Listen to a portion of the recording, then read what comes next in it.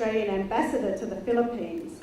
And when I was wondering about what to speak to you all this morning, I remembered the old adage that sex sells. So to paraphrase the American hip-hop band Salt and Pepper, I do intend to talk about sex, baby, but not until a bit later in my presentation, so you'll have to all keep listening right through to the end. So I'm really proud to be the second Australian and female ambassador to the Philippines. But the Philippines has had 6 amazing female ambassadors to Australia, so clearly we have some catching up to do. But if you were doing a gender gap analysis, I guess you would say that the Philippines has less of a gender gap in its ambassadors to Australia than Australia has in its ambassadors to the Philippines. And this statistic prompts me to recall the World Economic Forum Gender Gap Report, which 2 other people have also coincidentally mentioned this morning. This was released in November 2016, the most recent version. And as Ombudsman Morales said, it showed that the Philippines had climbed to 7th in the World Gender Gap rankings, moving up 2 places from the last report. But by contrast, Australia had dropped down to number 46. As an Australian woman with a successful career and family who's lived in Australia and the Philippines, I really found these numbers very hard to compute. And it challenged me to look more closely at the data that makes up the basis of the Gender Gap Report. I'm not seeking to undermine in any way the Philippines' impressive achievements on gender parity, and I've met so many women in amazing high-profile roles here in the Philippines. Nor am I seeking to downplay Australia's comparatively poor performance on gender parity. But the Gender Gap Report does not tell the full story of women's issues in either country. And to be fair to the Gender Gap Report, which is a very credible report, it doesn't intend to do that either.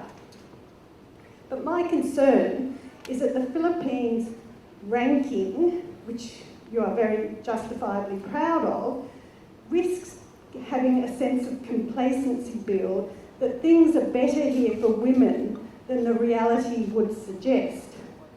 So as Ombudsman Morales said, the Gender Gap Report looks at 4 key factors to determine whether a gender gap exists: political empowerment, economic participation and opportunity, health and survival, and educational attainment.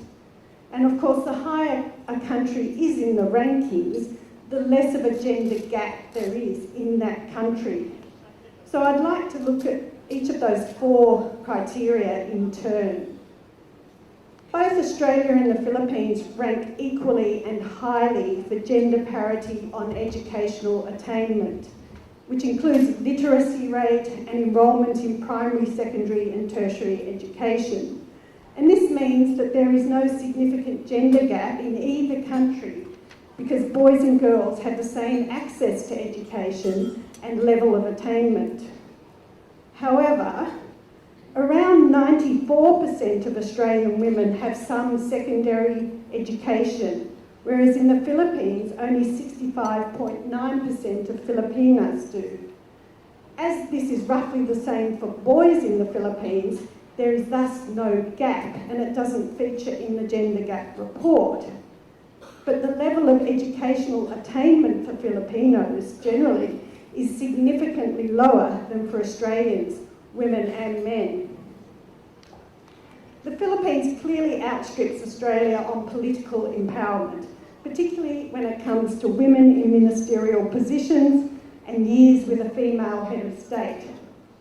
Australia is making progress, and we have had a female Prime Minister and Governor-General, and we currently have a female Foreign Minister and Defence Minister for the first time, but we still have a long way to go. We can't afford to be complacent, and we do need to work against backsliding. And I'd suggest it might be the case if the figures were taken for the Philippines under the new Congress and administration, there might be a lower level of female participation. I find the health and survival figures for both countries hard to interpret.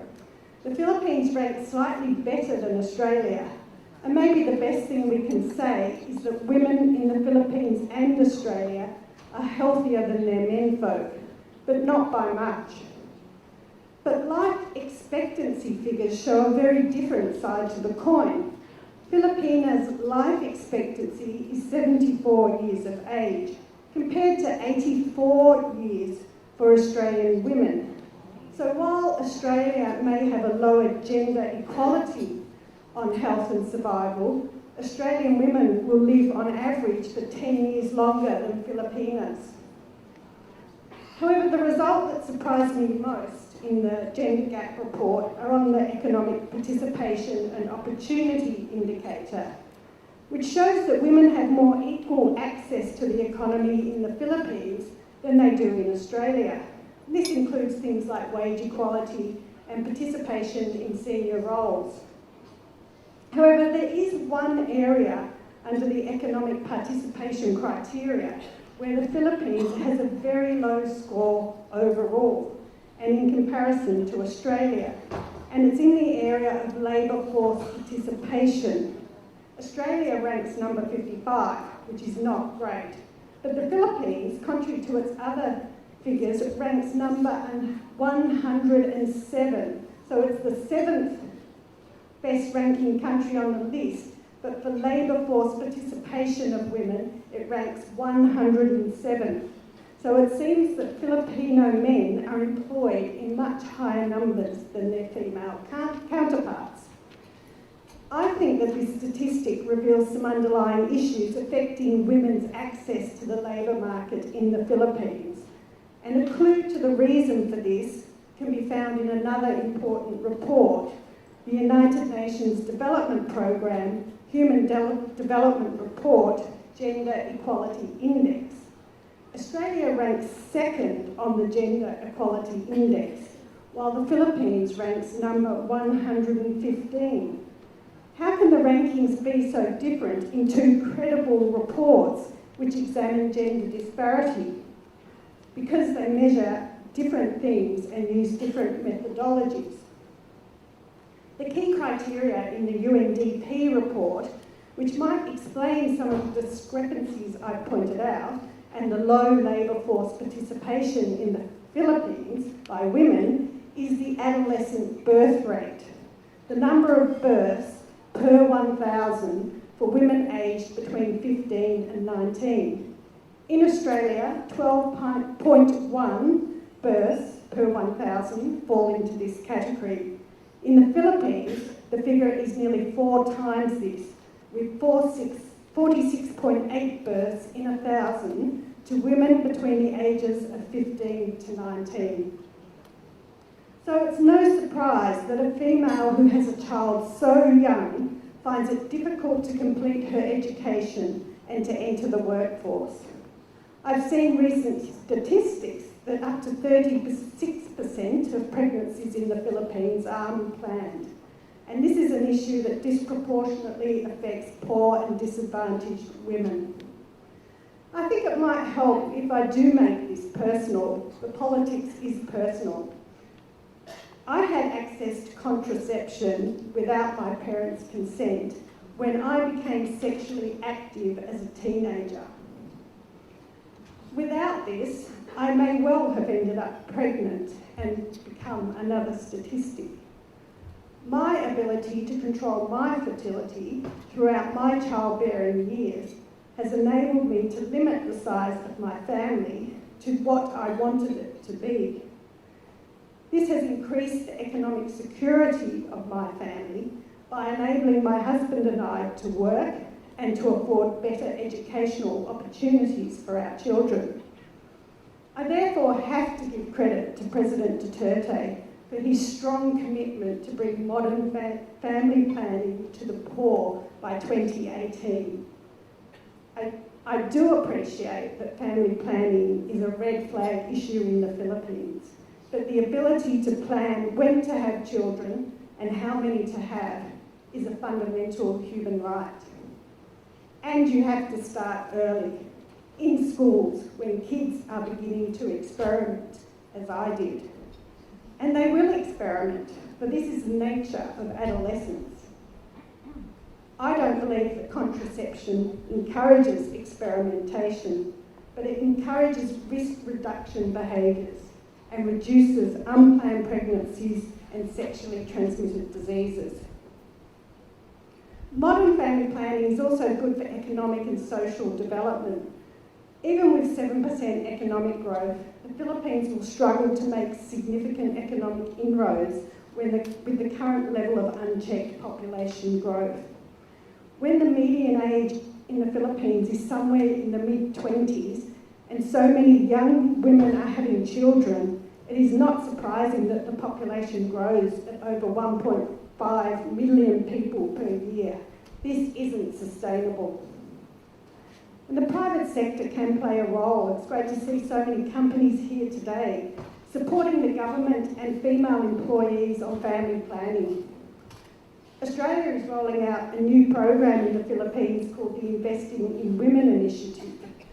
The initiative will be launched at the ASEAN Women Business Forum this year, and we will be working with public and private sectors to develop policies to promote gender equality in the workforce and to increase participation by women-led small and medium enterprises. Because for many women, effective family planning may be the solution to enabling their engagement in paid work. So when the teenage me was able to obtain a contraceptive pill, I made sure that I hid it in what I thought was a really safe place in my bedroom inside a tissue box. I thought it was safe, but my mother found it, as mothers do. I'm a mother, so I know what mothers do. And she found it within a matter of weeks. She was, of course, surprised and concerned, but she ultimately accepted that my using contraception was preferable to an unplanned grandchild. She did tell me, though, not to mention it to my father, and I took that advice. Times have changed in Australia, and since I was a teenager, discussions with my kids about contraception are much more out in the open and without stigma. So while the Philippines is doing significantly better than Australia at reducing the gender gap, this does not necessarily mean that the lives of many Filipino women, particularly poor women, are better here than they are in Australia. Ranking highly in international indexes creates a sense of satisfaction. I know, because I'm satisfied when Australia ranks highly, but it only tells part of the story. It's time for women in the Philippines to have the same stigma-free access to contraception and family planning that Australian women do. Thank you.